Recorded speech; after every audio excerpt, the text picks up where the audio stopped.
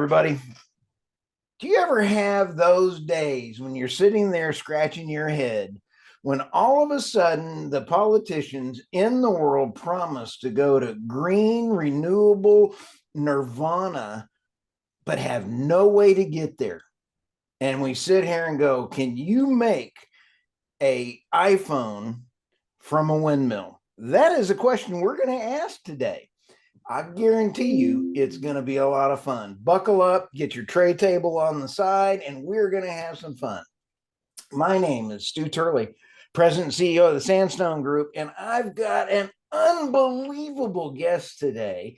It is Doug Sandridge with Fulcrum Energy Operating. Thank you, Doug, for stopping by the podcast.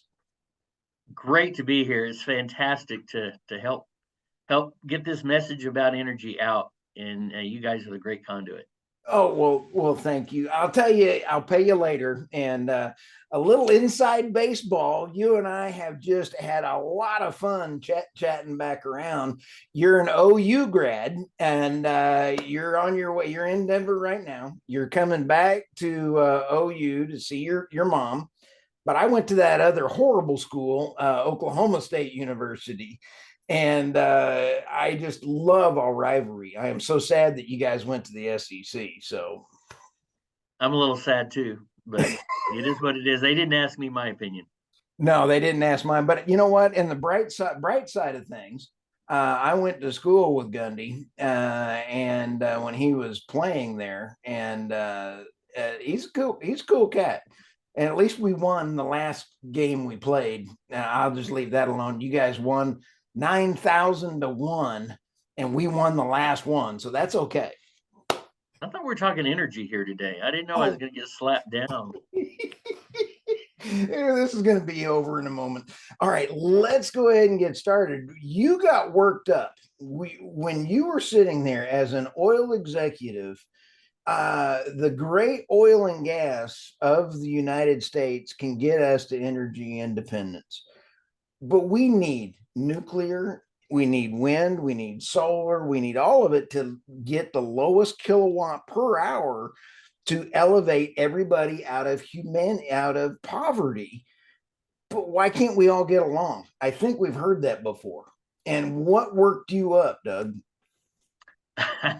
Well, I've been worked up my whole life. I can remember my dad was a geologist for 40 years for Phillips Petroleum, and we were getting worked up around the dinner table 40 years ago. And the oil and gas business certainly has not done a good job represented itself. They just have always sat back and taken the shots and not counterpunched very much. And I know a lot of people, even in my own family, go to Thanksgiving dinner and your grandparents and your uncles are all chipping away at you and talking smack about the oil and gas business. And most of them have no idea how valuable oil and gas has been to human flourishing of the American society, of Western society. So fortunately, I think a lot of people in our industry are starting to be emboldened and be empowered to come out and stop being embarrassed about what we do and talk about all the great things that this industry has done for humanity.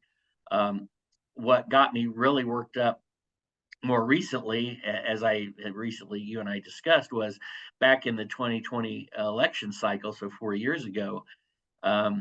We're sitting there in COVID, and I did something kind of unusual. I was teaching class at University of Oklahoma, and so I'm always trying to keep an edge and trying to be informed. And of course, your students are usually smarter than you, so I got to do everything I can to stay ahead of the students. And I was researching and trying to learn the policy positions of all the 20 plus Democratic candidates for president. Now, a lot of them didn't have policy positions on energy, which is understandable. You can understand Mayor Pete Buttigieg. He just was not very knowledgeable about energy. I don't think he had an official policy position, but he was the mayor of South Bend, Indiana. So, but the one that got me worked up was Michael Bloomberg, because Michael Bloomberg, whatever you think about his politics, he is a sharp guy. He's obviously very smart, and on his website, and his website is probably still out there for all to go see, but on his presidential website, it said, if you elect me president, then by the end of my second term, so basically saying in 8 years, we will have 80% of our electricity will be provided by renewable energy. Wow. And my head exploded. I was like, this is not a lack of will or a lack of money. This is just simply not possible. And I started to research all the ways why this was an absolute ridiculous statement. Absolutely. I mean, people don't realize you cannot, it's energy versus, I mean, electricity is only one form of the energy, and you cannot make highways. You can't make things without petrochemicals.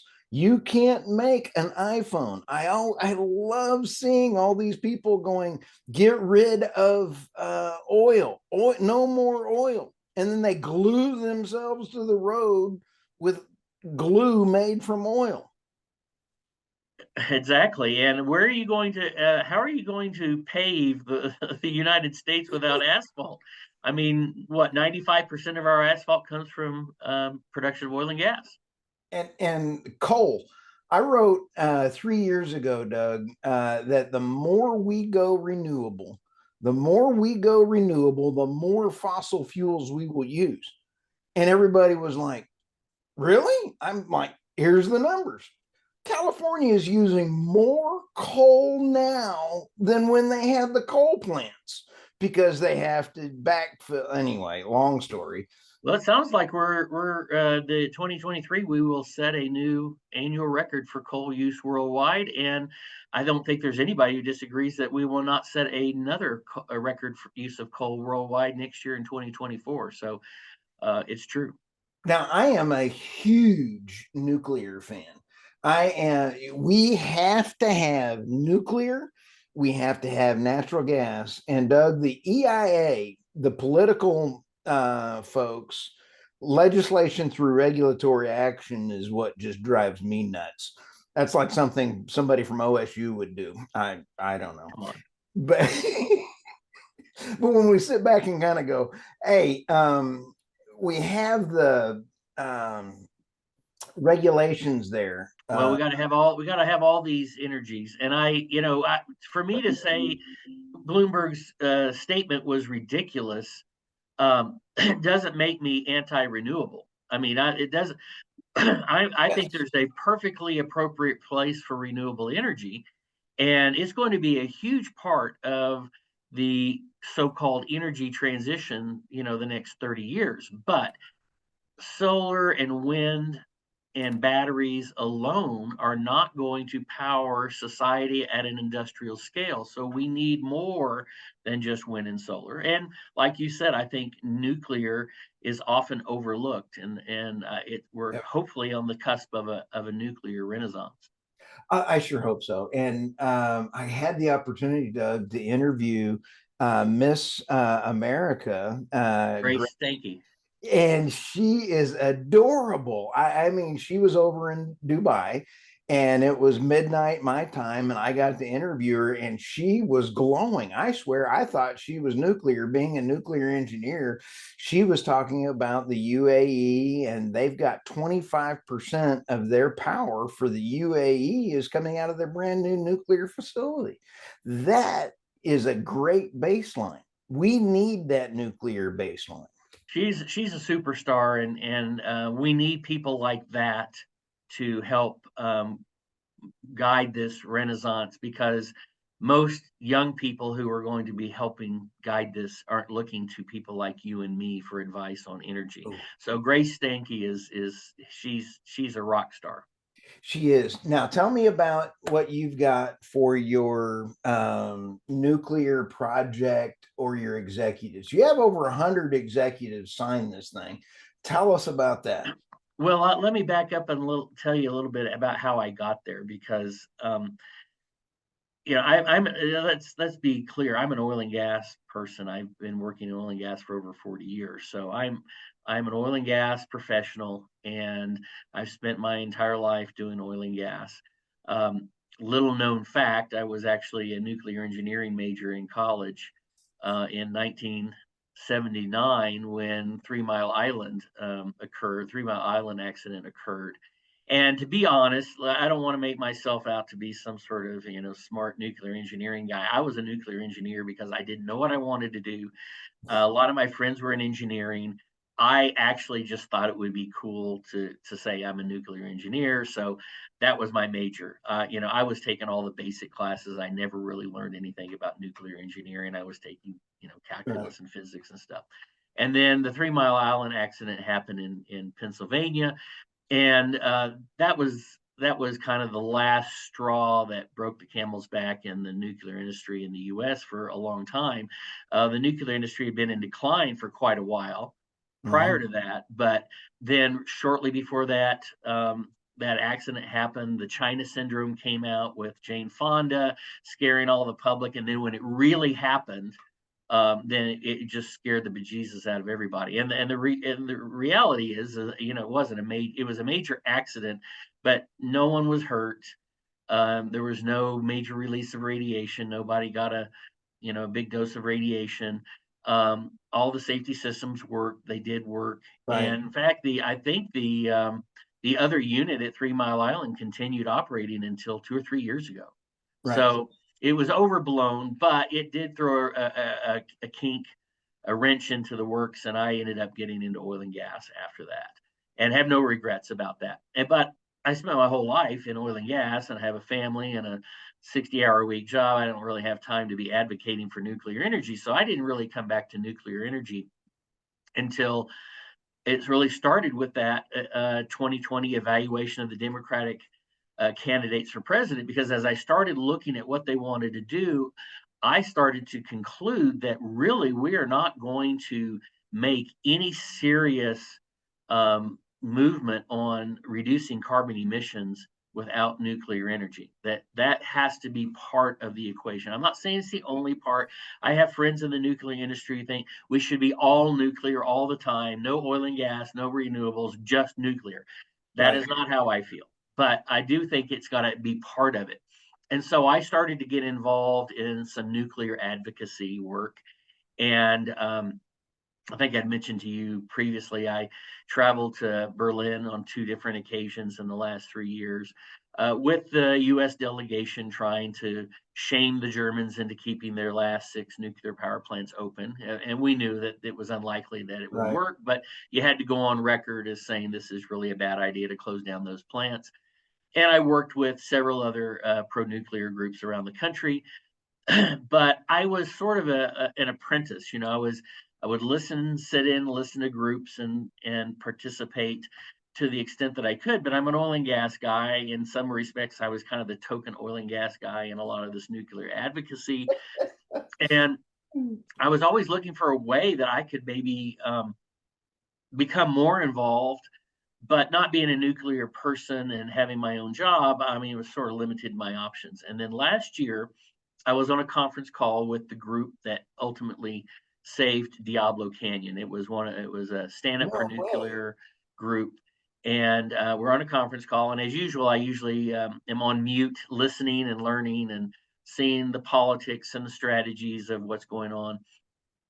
And someone in the group said, "Well, we know all you oil and gas guys hate us in nuclear." And I was like, I don't think that's really true. And then before I even was able to take myself off of mute, either that same person or someone else followed that up and said, not only that, you oil and gas companies overtly undermine the nuclear industry. And I just know that's not true. And so I took myself off of mute and I said, I think you guys are crazy. I don't know all the millions of people in the US that work in oil and gas, but I know a lot. And I don't know anyone who does not support nuclear energy. And I think the reason we all support nuclear energy is generally oil and gas people are very pragmatic. They Right. understand a superior form of energy. They understand a good, reliable, resilient, affordable energy source. And we're man enough to recognize another one. Even though we're in oil and gas, we're man enough to recognize nuclear for all the energy dense value that industry brings. So I pushed back a little bit, and then I started thinking to myself, well, maybe I'm the one that has the bad perspective. So I started asking friends and asking around to see if anybody else felt the same way in my industry, felt that were anti-nuclear. And over the course of a couple of months, I couldn't find a single person, not one, not privately. They're all like, no, nuclear is great. And so I decided, well, maybe one thing I could do to help the cause, to help push forward the narrative that we need to do more nuclear, was I said maybe it would be very powerful if we got a bunch of oil and gas executives to sign a declaration saying Yep. in support of nuclear energy, because you don't see coal executives putting out a promotion in favor of solar. You don't see wind executives saying how good oil and gas is. And Right. so it's powerful because we don't gain, as oil and gas executives, we don't gain anything personally by coming out in favor of it. We're saying it because it's true and because it's impactful. And had this idea, and I'm sure you know Chris Wright, the CEO of Liberty Energy, one of the greatest advocates for our industry anywhere in the world. Yep. And I thought, I'm not sure I've got the gravitas to do this. So I thought, I'm going to call Chris and see if he thinks this is a good idea. And so I sent Chris an email or a text, I can't remember. And thinking, he might get back to me in a week or so. He's a very busy guy and he doesn't just drop what he's doing to answer me. But almost immediately, he texted me or emailed me back and said, I love this idea. Let's do it. So we drafted this declaration, and it took several months because we're all still busy doing our real jobs. It was the holidays. We had family going on, and we were trying to make a statement about why energy is important and why nuclear energy is important to the energy mix. And after 2 or 3 months, we finally got a declaration together that explained why energy is important to the world and why nuclear energy is important as part of the energy mix. And I sent it over to Chris and said, what do you think? I was figuring he was going to edit it and, he's going to put his name on it. I wanted him to be the first one to sign it. And I sent it over there, and, an hour later, his assistant called me and said, well, he signed it. Come pick it up. We're ready to roll. And so we just went out and started asking executives to sign it. And like you said, we have over 100 that have signed it so far, and some pretty big names. And almost everybody that we've asked has agreed to sign it. Now, it's sometimes hard to get the attention of some of these executives because they're busy. They're busy finding oil and gas for the world. But it's been kind of a labor of love, and all we're trying to do is raise the visibility of this issue, and having these 100 executives sign this, can be leveraged for to help promote pro-nuclear programs. And I think it's fabulous. A little bit of side note on Chris.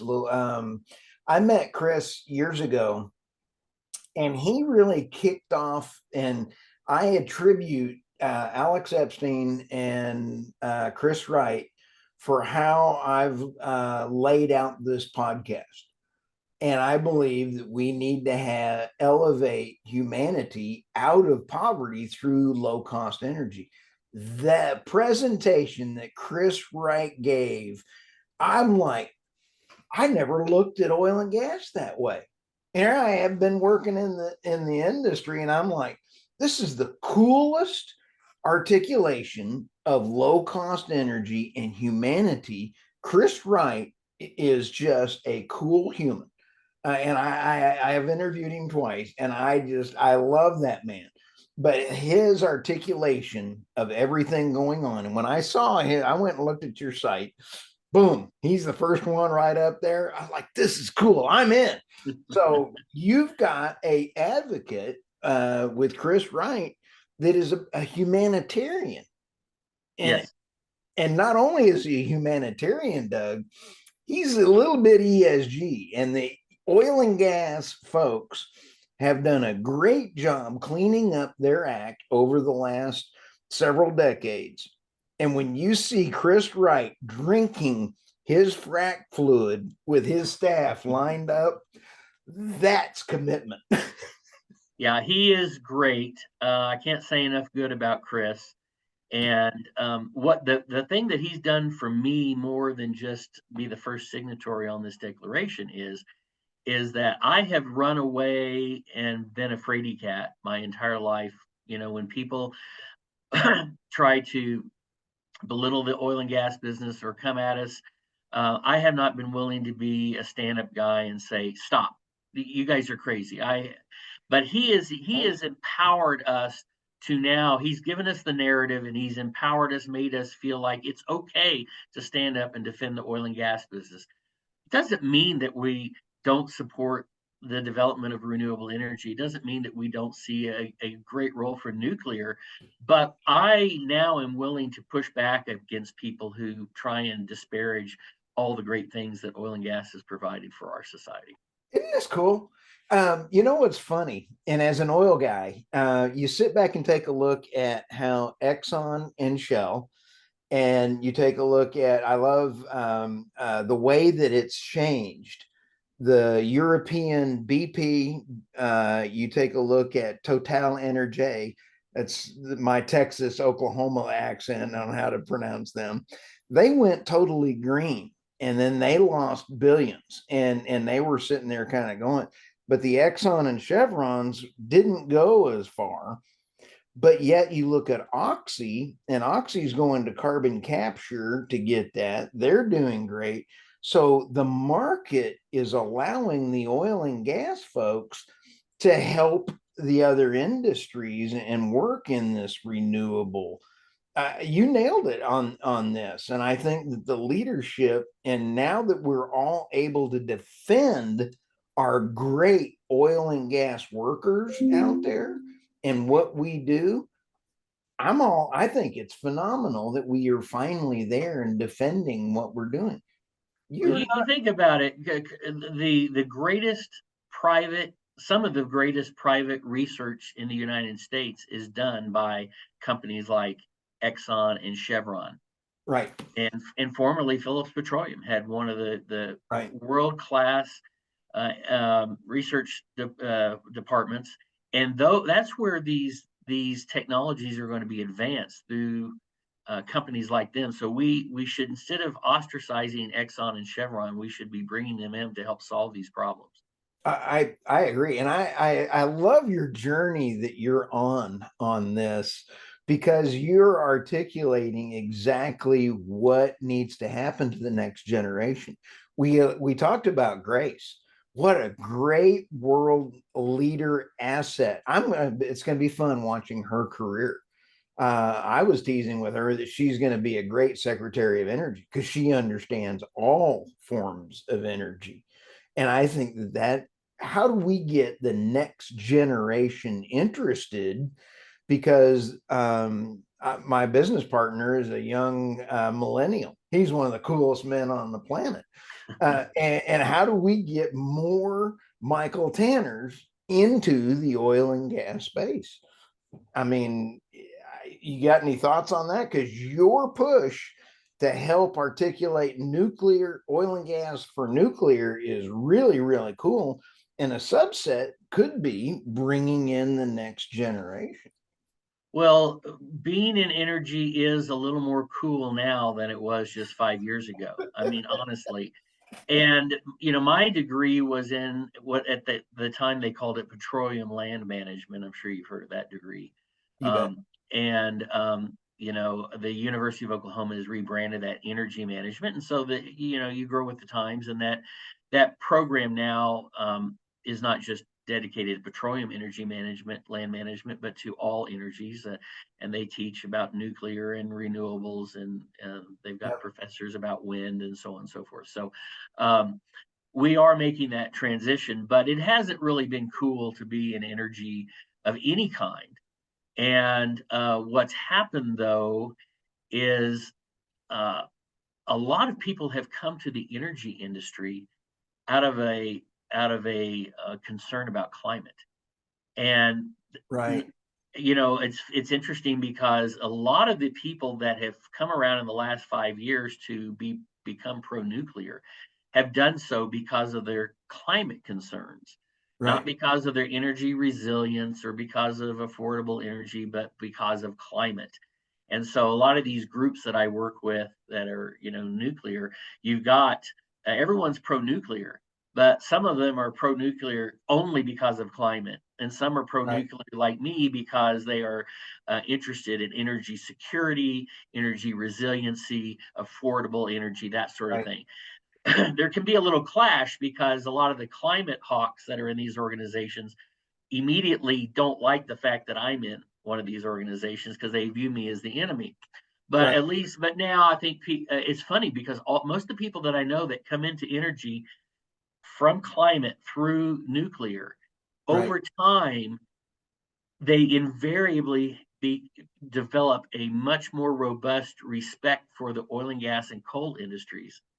Because they come into the industry just because they're trying to do something for climate. And as they do that, they learn more about energy. And the more they learn, if they learn truly about the energy systems, you cannot help but conclude, what a big part oil and gas and coal have been and probably will continue to be in the energy mix. So we're getting a lot of people into the energy business that are coming in for climate reasons, and now they're becoming energy interested. And it's funny because University of Oklahoma, just even 4 or 5 years ago, their enrollment in petroleum engineering and land management and those things were very far down. You couldn't get anybody interested in those degrees. And I just found out this week, or a couple of weeks ago, I should say, that a class that I usually teach once a year at University of Oklahoma, they have so many students now in the energy management program that they want me to come teach that class now twice a year, one in the spring and one in the fall. So it is encouraging to know that it's maybe becoming slightly more cool for the young people to get involved in the energy business. Yeah, I'll tell you, next time you're there teaching, I would love to come do a podcast with you in the class and do it from the thing, give that OU a little bit of notoriety out there and help get that story out there. We need the next generation out there. We do. And I'm heartened by what I'm seeing. And another example of that, I don't know if you know Emmett Penny, No. but he writes a weekly piece called Grid Brief, and you ought to look into Grid Brief. Does some great work. And what I love about Emmett is my favorite subjects in high school and college were philosophy. I love philosophy, but I could not for the life of me figure out how I could make a living doing philosophy. So I ended up doing oil and gas.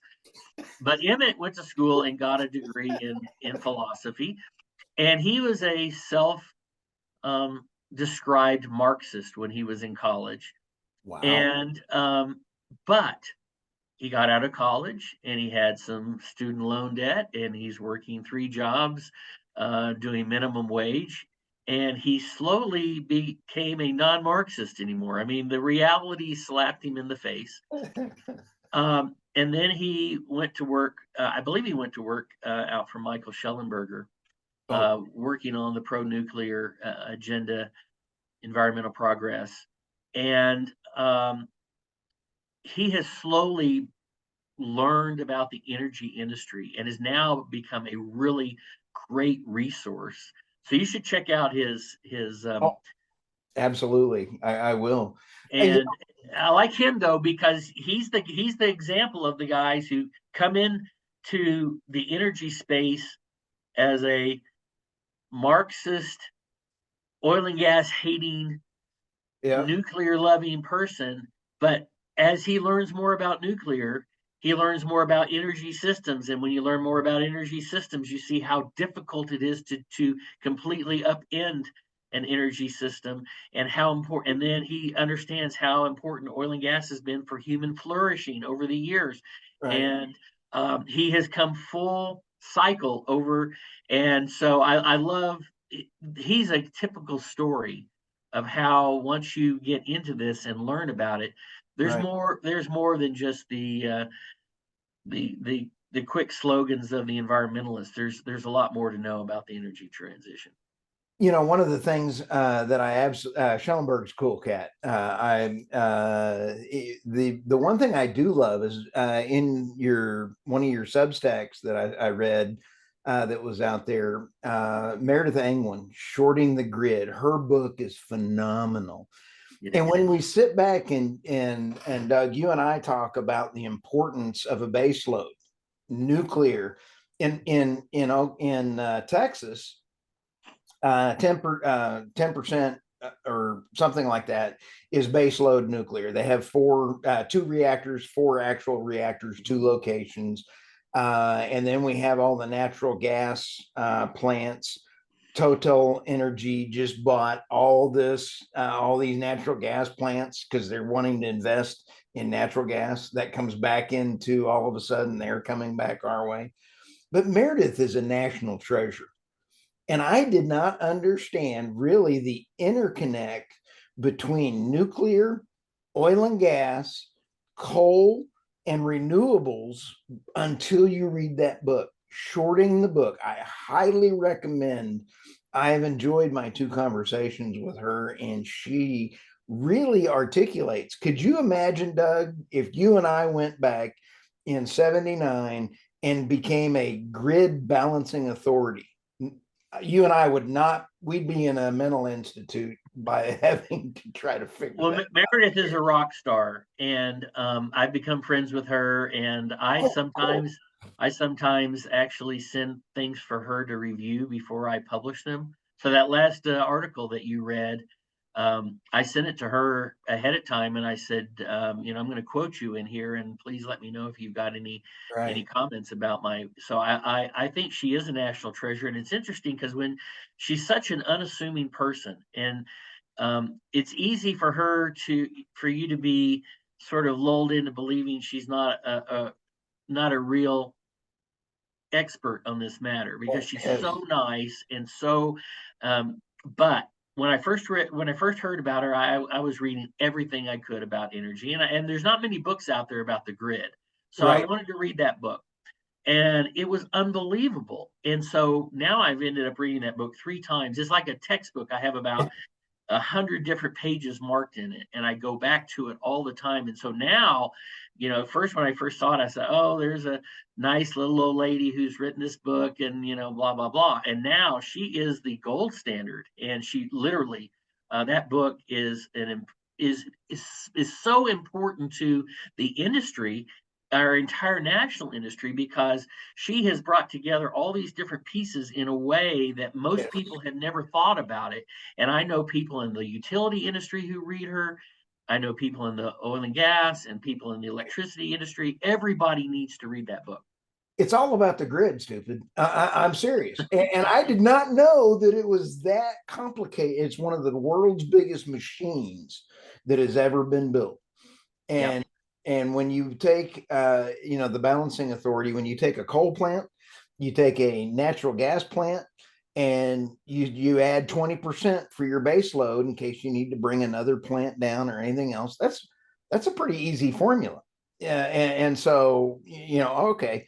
As soon as you add one wind farm to it, you got to make it now 180% for that base load because of the balancing authority and the additional drugs that they need in order to maintain their sanity.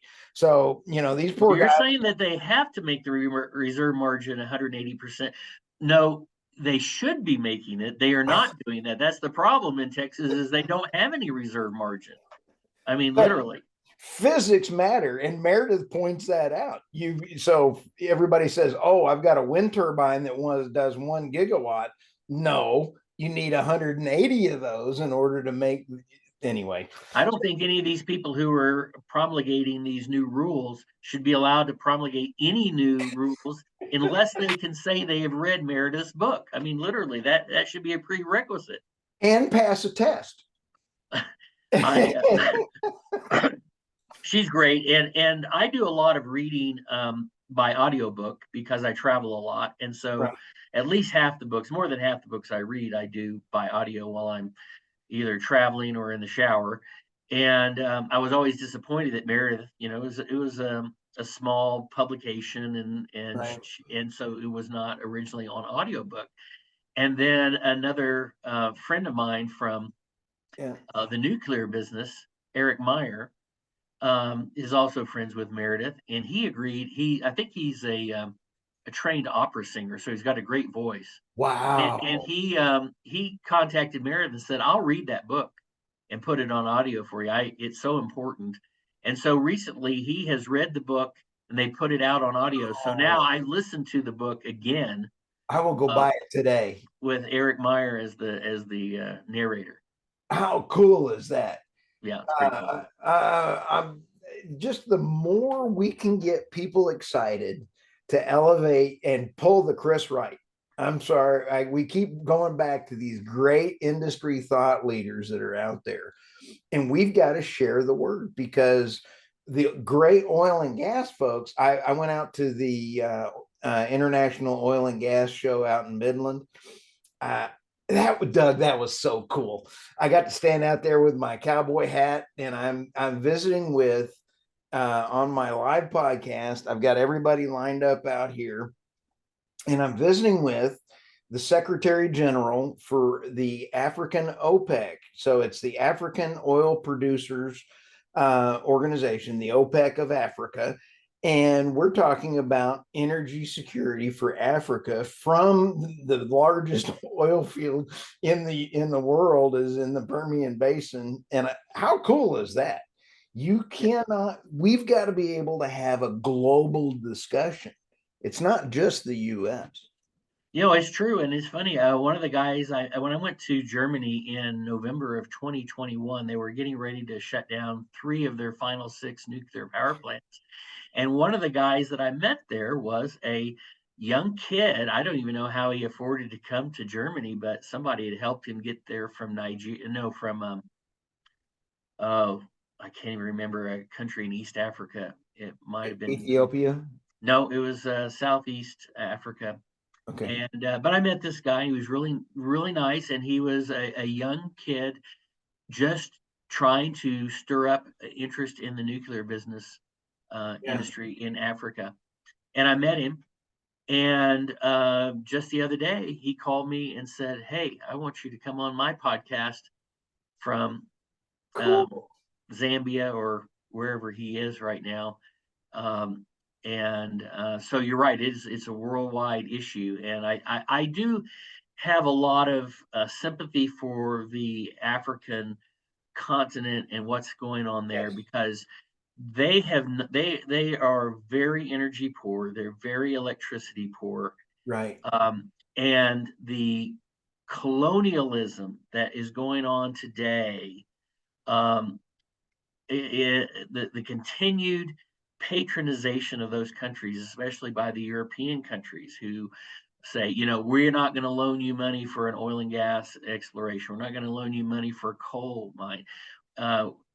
These people need to be allowed to develop at some sort of minimal amount of energy, and there's Yes. such energy poverty. My parents lived in the Ivory Coast when I was in college. After I was in college, I Right. didn't live there, but I used to visit, often. Right. And the abject poverty is almost hard to understand as an American. Wow. And they have the right, and we should be enabling them Exactly. the right to develop their energy resources. And for Germans to say we're not going to loan you money for these projects, but then they're turning on more coal plants themselves and buying the coal from South Africa. It's just a very hypocritical and very sad thing, and I think we got to get past that. Energy hypocrisy drives me nuts, and I do everything I can. We're in 150 countries in this podcast, and it absolutely drives me nuts that we have such energy and ESG hypocrisy. In any, I've got other world leaders. I am thrilled that Africa is standing up and saying, "Hey, wait a minute." Now, it's the International Monetary Fund, I think, needs to be abolished. I think that we need to invest in Africa. And Doug, let's take this as another component of your nuclear movement. Do you know what we could do to help out Africa is if we had the great oil and gas companies invest in Africa. Do you know the business development and demand that could be done by elevating them out of poverty, the commercial market that you could do? It would be phenomenal win. If I was an oil and gas executive and I wanted to plan out the next 50 years, let's elevate them. Let's get them drinking water. Let's build the grid.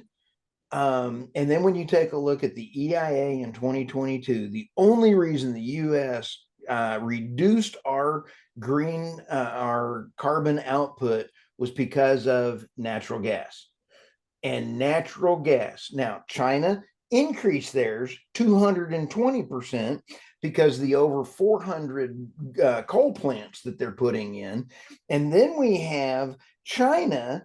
We're buying all these renewable stuff from China. They're using coal to make it and then selling it to us, and we're going bankrupt. My head just explodes when we talk about this. Well, I think this is one of the huge failures we've had in education and energy education, because you can look at this from a California standpoint. It's very similar. California, they get rid of their natural gas plants, to get rid of their coal plants.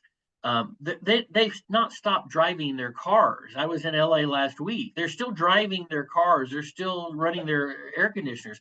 So it's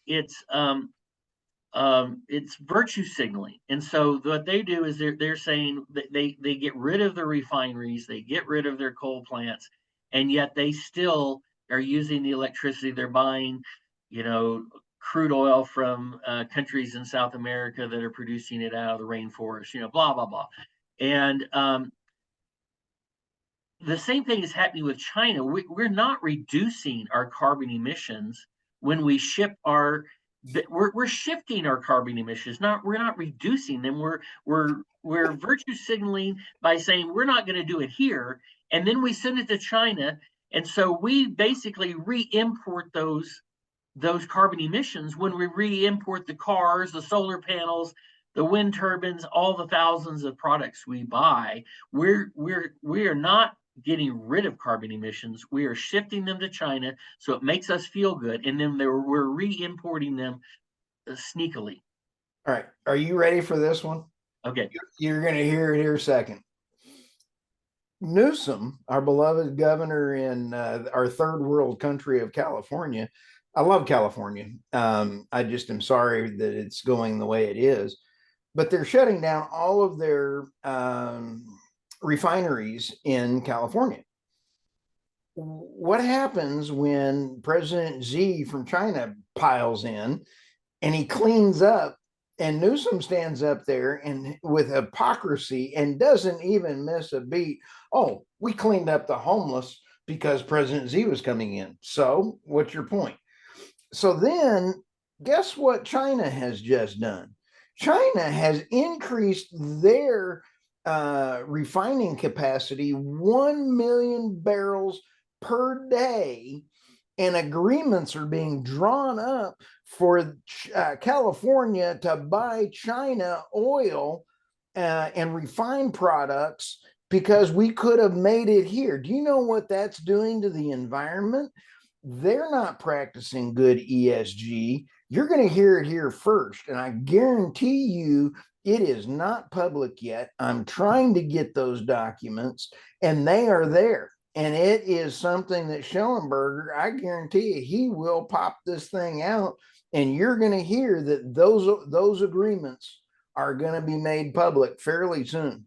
And that drives me nuts. Sorry. Yeah, it would be more intellectually honest to say, we're going to close down the refineries, and by the way, we will not sell gasoline anymore. But instead, we're going to close down the refineries and buy it from China and India. And they're already destroying the rainforest. You just brought that up. They're buying 70% of the Chinese oil that's tearing apart the great rainforest. They're doing it. The energy hypocrisy in California is hurting the poor people. I'm sorry, I'm getting worked up, and I'm sorry. I just signed your oil people for executives. I don't know that I qualify, but my company, I do bring data from the oil fields into accounting and then to investors. So I don't know that I qualify, but You're I, in. You're in. You're in. And I'm a I did cheerleader. remember the fellow who called me from Africa is from Kenya. So Kenya, he said Nairobi. So I fantastic. want to be respectful to him. It's terrible that I forgot where he was from, but I'll be doing a podcast with him hopefully here soon. Oh, Van, let us know because I want to share it and anything that we can get on the Energy Newsbeat platform. We want to help be an arm for you. And I guarantee you have an open invitation, Doug. Anytime that you want to have a panel, let's get Chris, let's get anybody, let's have panels, let's have webinars, let's do education and help get the word out for your organization. I am all in on helping you out. Well, maybe we'll do a panel and talk about how the oil and gas business is going to embrace nuclear. I had no idea when I started this idea how deeply the oil and gas business is getting into nuclear as well. And so, I don't know if you know this, but Liberty Energy has Yep. recently invested in Oklo, Oh no, the I did nuclear not know company. So that. yes, they are an investor in Oklo, and so Chris. Liberty had had an event in Midland. So here we are talking about the marriage of nuclear and oil and gas, but back in October, Liberty Wow. Energy rented out the Petroleum Club in Midland and invited all the oil and gas people in Midland to come listen to a presentation about Oklo. And so all of a sudden, I started to realize there's a lot more going on behind the scenes. I know of at least one other well-known service company that is deeply invested in nuclear. It's not public, but I also know several of the major oil companies are invested in nuclear energy, both fission and Wow. fusion. There's some companies taking a serious look at nuclear energy out in the Permian Basin right now because, as you can imagine, you know the amount of growth that has taken place in the Permian Yep. in the last 10 years, and the electric system, the electric operator out there simply cannot keep pace. There's not enough copper wire. There's not enough technicians. There's not enough transformers. So there's oil And and the gas roads are companies. terrible. They're talking about building their own infrastructure out there, small micro reactors or small modular reactors. And the demand for electricity is skyrocketing. And even in Texas, the oil and gas companies are becoming more concerned about emissions and more concerned about noise. And I think Chris, I'm not going to speak for Chris, but I think Liberty Energy is probably thinking, we can, if we could build a nuclear power plant out in West Texas. So I have no insider knowledge about Liberty or what they're doing, but I'm speculating that companies like Liberty and other frac fleets might be looking at it and saying, if we could get a small modular reactor out here, and we could run our frac fleets on Small. Oh, nuclear energy rather than diesel. That cleans up the diesel. It also make you're using less diesel. You can use that for more other products, oil and gas products, and it makes your fleets quiet. And so that is a metric that is helpful to the community. It provides yeah. some standing with your community when you're fracking these things with quiet electric fleets rather than diesel fleets. So I can see where there's this synergy developing Isn't that between cool? nuclear and oil and gas, and a lot of oil and gas investment in nuclear right now. I didn't understand truly when I first saw that years ago when Chris was building his electric fleet for frac. And I was sitting there going, now that's kind of counterintuitive until you sit there and think he can get captured flare gas from the well. Oh, instead of flaring it, burn it to electricity, pump it into using it on the electric fly. All of a sudden, I'm going, Chris is brilliant again. And I'm like, that makes sense to me. And it's like, wow. Well, most of these oil fields around the world are in these very terrible remote areas where there aren't people normally. But here in Colorado, and of course, Liberty's located here in Colorado, their headquarters are here. And we have the big DJ Basin, which was, a big oil and gas producing province for the last 90 years or so. But in the last 20 years, we've had a lot of people move into Colorado. And so now we have a lot of people, a lot of them from California and Oregon and Washington, and they're moving into areas and there's oil and gas wells all around them. And they're raising a lot of stink about oil and gas development. Well, one of the things that you can do to kind of head off some of that criticism is to have quiet fleets. So I think that probably the DJ Basin and Liberty and the operations here in Colorado Yeah. was kind of the testing ground for developing quiet fleets. And, Yeah. a lot of them here run off the grid.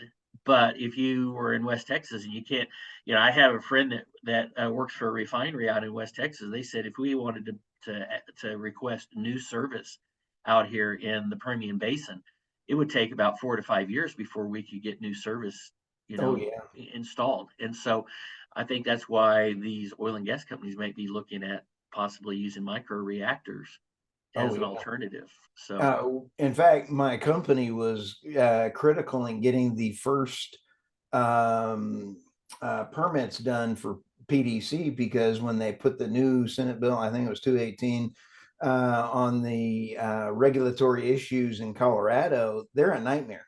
Absolutely a nightmare. In fact, nobody could even understand the regulations, let alone the regulatory agency that did it. We automated it, and we're able to go out and grab, because you got to be able to know how many cars, how many homes, you got to be able to provide all these things within the X number of feet of the thing, and we were able to help them get that. I got great people that understand all those things. Colorado's a tough nut. It's very difficult. It's not quite as bad as California, but it's close. I believe the people coming to Colorado are bringing their voting policies with them. So, yeah, when people ask me where I'm from, I usually tell them I'm from Eastern California. I love that. Well, Doug, I want you back. And I know that you and I are going to do some more podcasts in the future and webinars in any way that I can help, even be live and do things for you. What are some last thoughts for you, and how do people get a hold of you? I'm going to have your LinkedIn information here in the show notes, and anything else, all of your contact information. But Yeah, give us LinkedIn the is a last great thought. way to reach out to me. I do a lot of my contacts on LinkedIn, and I'd love to work together more. I'll let you know.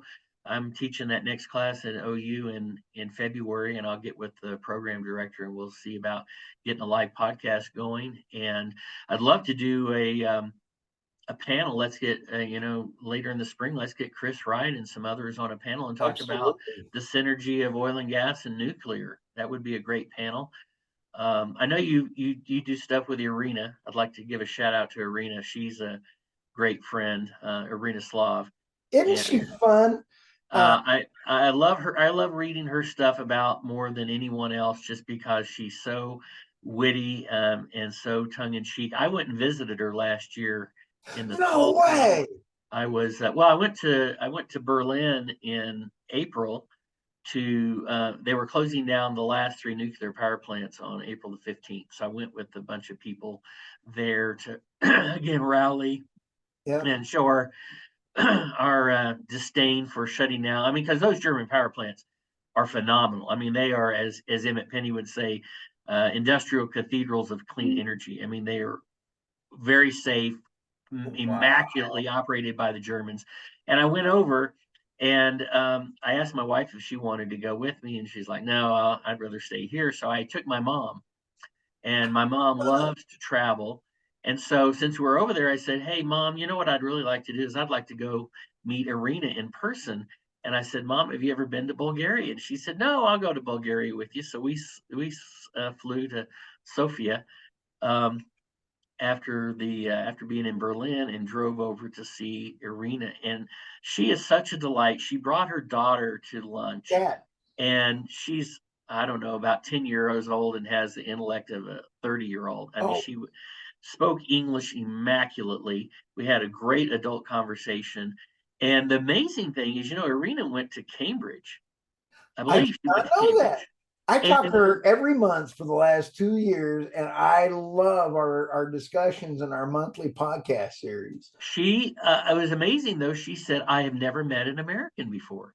She grew up in Bulgaria. She went to Cambridge, but apparently only met British Wow. people. And she said that when my mom and I came to visit her, she said, you are the first Americans I've ever met in person. I've worked for American companies. I wrote for, you know, uh, Oil oil and gas price. magazines, but I've never actually met an American. So Irina, I just give a shout out to her. She does some of the best writing. And if I want to learn something and be humored at the same time, that's who I'm going to pick up and read. Um, I want to give you a little bit of a tidbit. My content is shut down by Google. Google does not like me because I'm a humanitarian first. I'm energy agnostic to the point that it has to be sustainable, can't be print. Love energy, love nuclear, love oil and gas, love all this stuff, and they hate me. And they don't like it because I speak the truth about renewable energy is not sustainable, and and it's not there. But Irina, when I read her Substack, she reads her Substack. I want to let you know, if you listen to her Substack, her article being read to by Irina is priceless. It turns that funny Substack into hilarious. That's why I think she's the best, because she is a very brilliant writer. She's a great writer, and it's amazing. Her grammar and her writing is better than anything I could ever do. Right. But she's so knowledgeable as well about the energy industry. I started reading her because growing up overseas, I always have kind of seeked a more international narrative on energy. Right. When you're here in the States and you read the Wall Street Journal, if you read the Financial Times in London, you get a different story. You get a Right. different perspective. And so I like to read the Financial Times. And so I was kind of seeking out some more European voices on energy so I'd have a more balanced understanding of what was going on in Europe. And that's how I found her originally. But Right. she's so knowledgeable about energy. And then to add her humor and her complete wittiness, I mean, I can read her all day long. So Oh, I'll tell you, I am just so blessed to be on Armando Kavanaugh. I just really want to give him a shout out as well, because he has invited me on to help fill in for Irina for the short term on their Monday morning live mhm. international, and I have a hoot with Tammy Nemeth, David Blackman. Love David Blackman. He is He does more content than anybody I know. I don't know. My wife says he must not sleep. He puts out more content than I can read. David and I and Ray Trevino are on the Three Podcasters Walk Into a Bar. If we can ever have you on there, we will have you as our guest and have that. We just had Dr. Ed Ireland on there, and we want to do a Three Podcasters Walk Into a Bar with me, you, and David and RT. That would be an absolute hoot. I don't know if you saw David Blackman sign the nuclear declaration. I did not see that yet. Yeah, I he was wow. I, early adopter.